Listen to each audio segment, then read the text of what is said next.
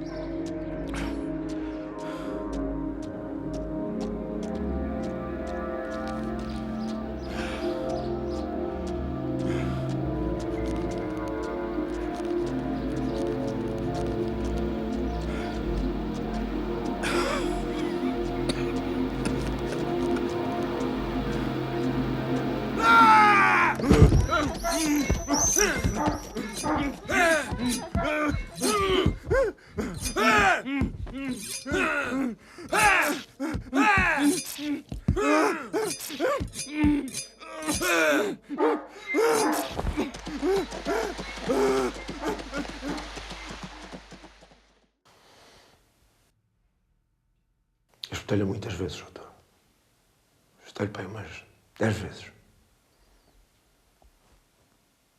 Fui furando a cabeça, sem ligar aos gritos que faziam vontade das árvores a passarada toda. Fiquei naquilo, até o burro me deitar ao chão e desaparecer pelo caminho abaixo, com filha da puta, de roxo, agarrado ao rabo.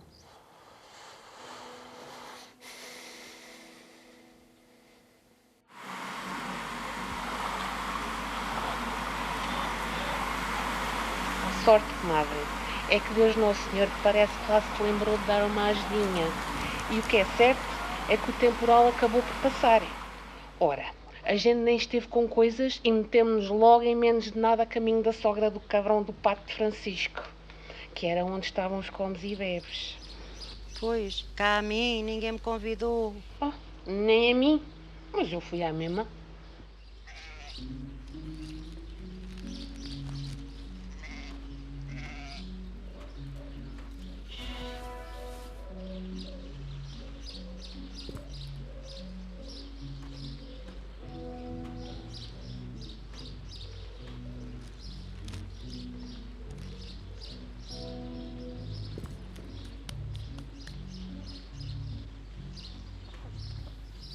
Os pássaros, quando não voam, estão dentro dos ninhos a descansar.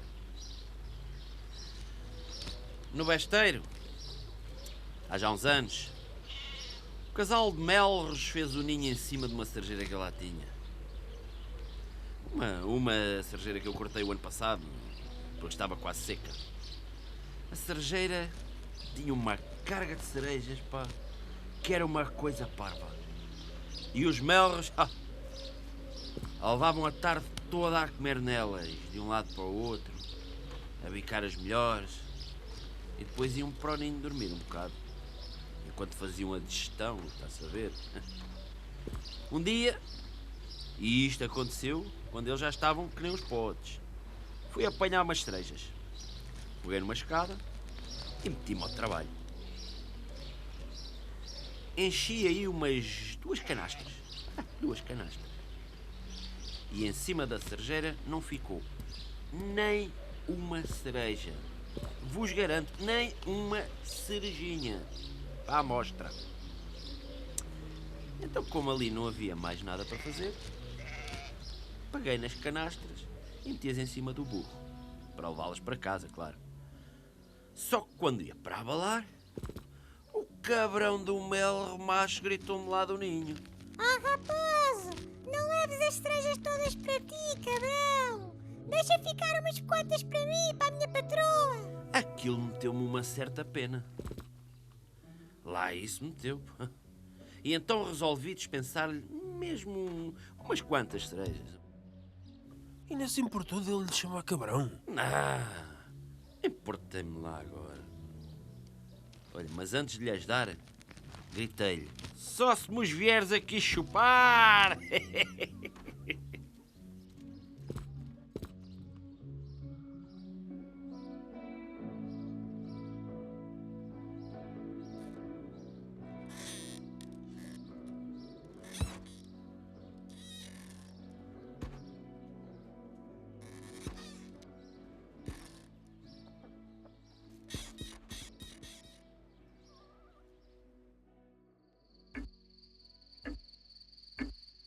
O pintor, que era mais parvo nas bocas dos outros que na própria cabeça, já desconfiava. Isto já foi há quase 8 meses. Ainda eu e a minha mãe morávamos em Saboia. Apareceu lá em casa um homem para aprovar umas calças. A minha mãe não estava, por isso eu disse-lhe que voltasse mais tarde, que ela é que sabia. O homem disse que sim, que estava bem. Mas não havia meio dele se ir embora. Falava. E eu comecei a ficar com muito medo dele, que me olhava para as pernas o tempo todo. Ainda por cima dava umas assobiadelas esquisitas. Eu estava mesmo sem saber o que fazer, estava já meio desorientada. Que houve uma altura que me pus com a desculpa que tinha de sair. Ele foi até à porta, eu fui atrás dele, a fazer que ia sair também. E o mais certo era ter que sair mesmo, para enganá-lo. Mas de repente ele virou-se e jogou-se contra mim, como um lobo com fome.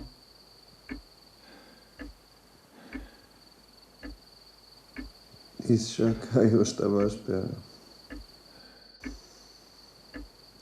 Comecei a esbracejar e a dar-lhe pontapés, mas quanto mais eu resistia, mais ele me apalpava. E foi então que apareceu a minha mãe. Foi um anjo.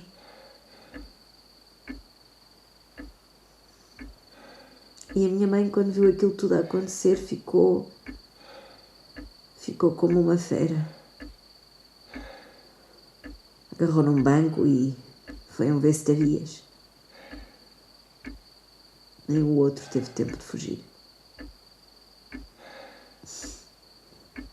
Minha mãe deu-lhe com um banco na cabeça.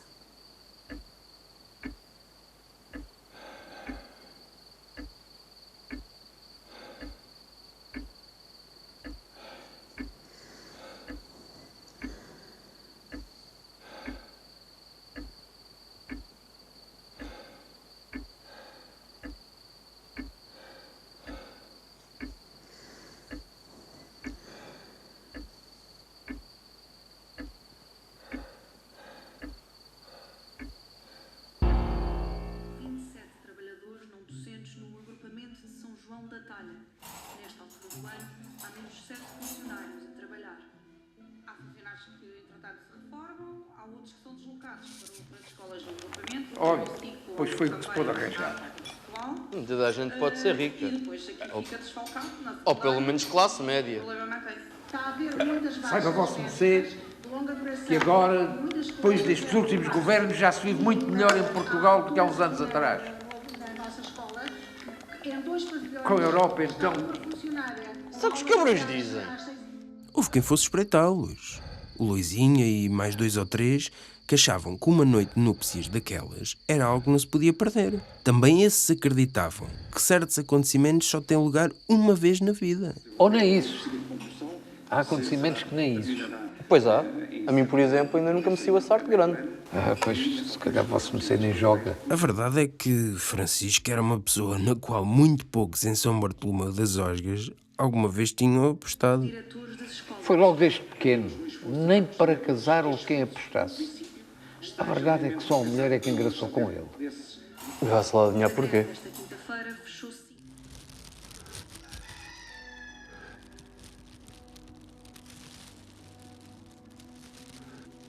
Aos 4 anos tinha fugido de casa e estivera desaparecido durante 2 dias. Ah, Francisco, estás bom? Mas onde é que tu vais? Oh! Raça de rapaz está tonto. Ei, mais logo falo com o pai dele.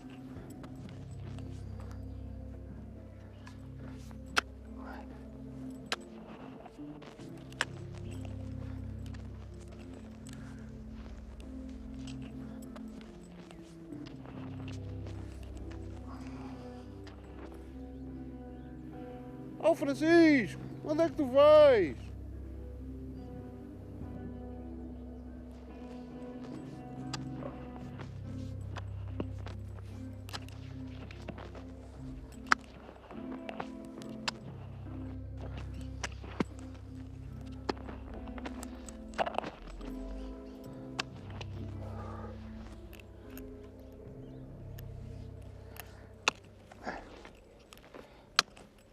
Quando o encontraram, já com a GNR metida no caso, parecia mais para o morto do que para o vivo, todo sujo e a cheirar tão mal que quem teve de ir buscá-lo foi o pai.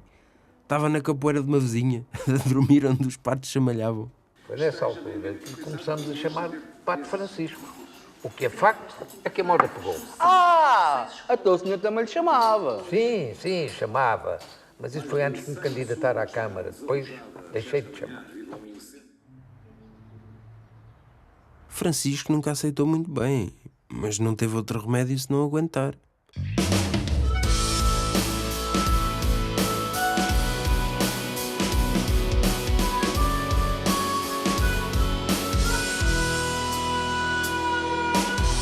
Olho o campo, vejo no luar a sombra do teu rosto que não posso mais admirar.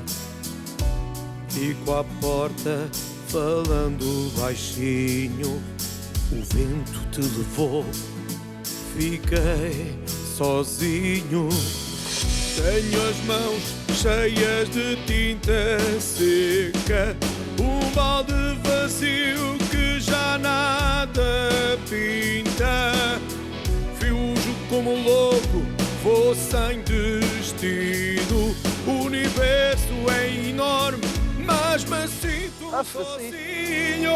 Adelaide, meu grande amor, me roubar o direito em te amar.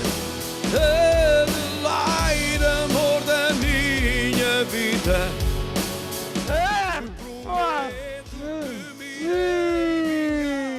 Oh, grande cabrão! Te prometo que me irei vingar. Adelaide, luz do meu viver. Sem ti na vida só sei sofrer.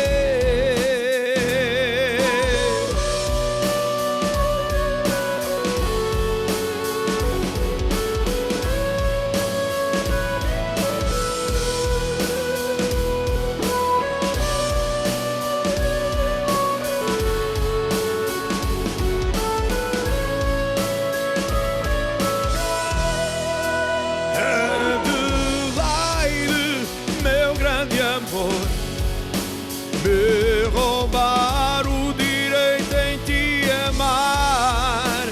Adelaide.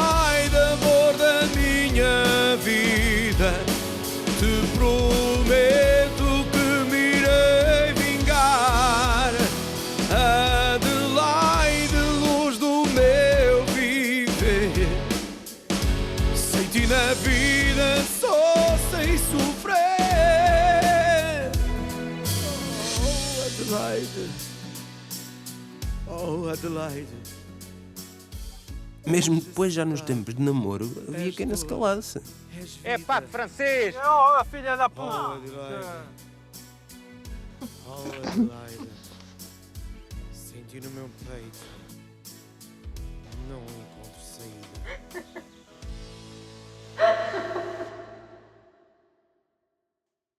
Claro que para a noite de núpcias, ao contrário do Loizinha e dos colegas, a sogra de Francisco ficou de fora. Dizem que ficou.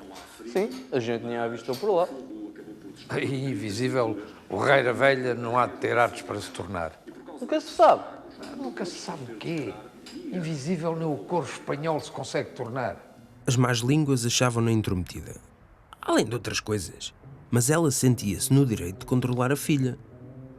As pessoas, na sua maneira de ver, além de muitos pormenores que não sabiam, pareciam até esquecer-se do mais óbvio, de que a rapariga se fora logo meter com o pintor, e que por isso ela tinha razões para se preocupar, viúva, só com aquela filha, e logo até lá andar com um desgraçado sem pai nem mãe, e que ainda por cima servia de gozo a muita gente. E os carros eram esses? Assim modernos? Não, eram Fiat e Nissans, daqueles antigos que a bola de ténis cá atrás do coiso do outro lado.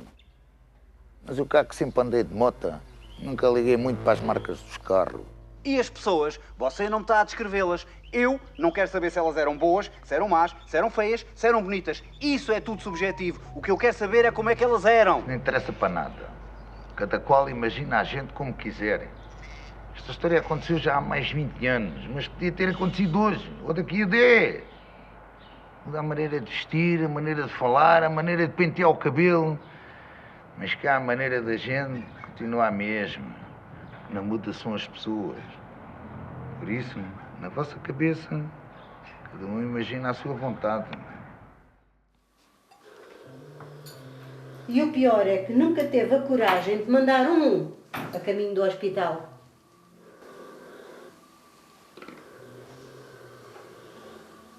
Porquê que a mãe se põe a dizer estas coisas de Francisco? Olha, porquê, filha? Não basta já o que aconteceu lá por Saboia?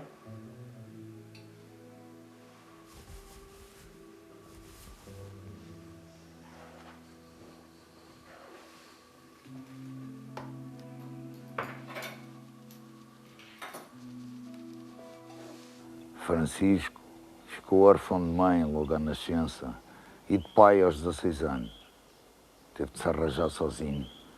E, no fim de contas, como até havia em São Bartolomeu das Osgas quem reconhecesse, não merecia o que muitos diziam dele, que era um triste, estava condenado a não chegar a lado nenhum e que se chamava Padre Francisco.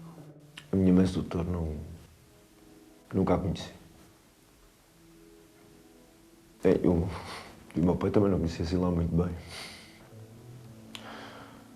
Eu, quando tinha coisa assim de 3 anos, talvez já tivesse uns 4 anos, comecei a estranhar com os da minha idade, os mais velhos também, não é? Que tinham todos pai e mãe e eu cá não. Só tinha pai. Foi por isso que até perguntei onde é que estava a mãe. O pai. E a mãe? Onde é que a mãe anda? Ele disse que ela já tinha morrido. Disse-me assim, de repente, sem olhar para mim, como se tivesse soltado um grito que estava ali preso na garganta há muito tempo. Depois eu lembro-me que ele tapou a cara. Talvez para não ver que ele estava a chorar.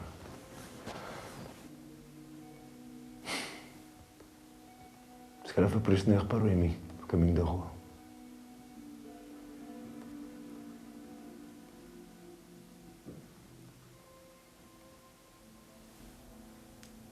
E depois? O pai de Francisco tinha começado a ganhar a vida como caiador, tanto que andava sempre todo branco, como um fantasma ou uma nuvem de primavera. Só mais tarde, já que o filho a acompanhá-lo, depois de tê-lo tirado da escola, é que se meteu a ser pintor, porque as pessoas já pouco queriam as casas caiadas, queriam era pintadas. Em vez de andar só de branco, passou a andar de todas as cores. E o Padre Francisco igual a eu. E assim lá tinham ido trabalhando o melhor que podiam e conforme Deus os deixava. Pois na minha casa não os quis eu. Quando foi para pintá-la, meti-me ao trabalho com o meu genro e pronto, lá ficou o serviço feito. A minha pintaram uns cabrões. A mulher de Francisco era costureira. Tinha ido aprendendo e com o tempo conseguira pôr-se a jeito de também ganhar o sustento. As duas chegaram a São Bartolomeu das Osgas aí uns 6 meses antes do casamento, sem que soubesse da coisa a seu respeito.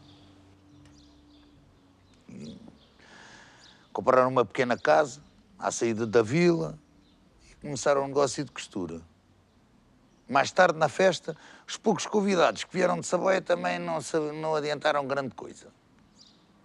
Disseram que elas eram muito boas pessoas e que o Francisco era um homem cheio de sorte.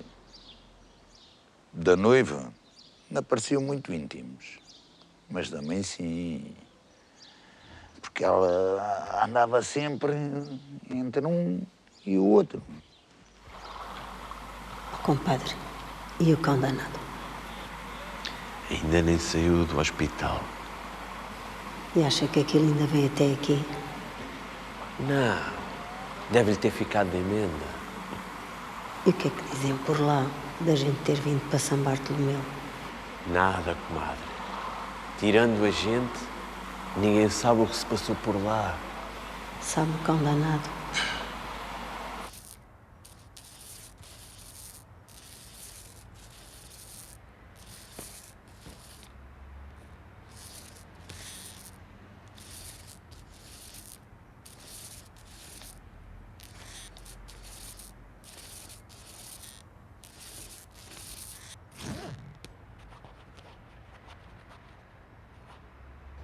Quem ama quer ser amado, não deve ser maltratado. Quem ama quer ser amado, não deve ser abandonado. Quem ama quer ser amado, não deve ser humilhado. Quem ama quer ser amado, deve ser respeitado.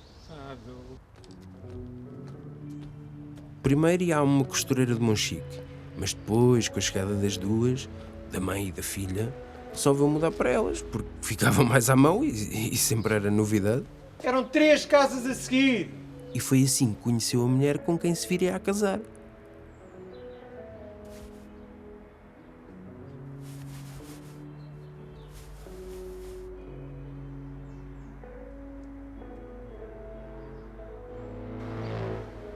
É a minha filha Adelaide. Ah. Como está?